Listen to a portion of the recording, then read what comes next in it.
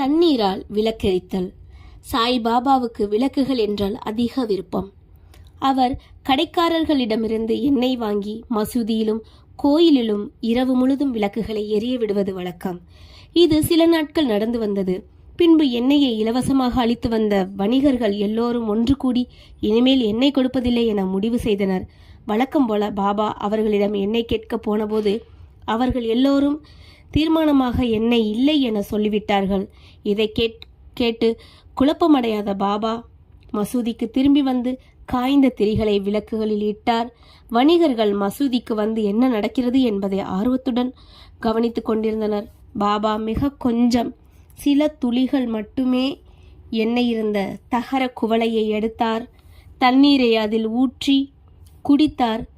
இவ்விதமாக அதை நிவேதனம் செய்த பிறகு தகர டப்பாவில் தண்ணீரை மறுபடியும் எடுத்து எல்லா விளக்குகளிலும் அதனையே நிரப்பி கொளுத்தினார். வணிகர்களுக்கு ஆச்சரியத்தையும் பயத்தையும் விளைவிக்கும்படியாக விளக்குகள் எரியத் தொடங்கின. இரவு முழுவதும் எரிந்து கொண்டிருந்தன. வணிகர்கள் தங்கள் செய்கைக்கு மனம் வருந்தி பாபாவிடம் மன்னிப்பு கேட்டு கொண்டனர்.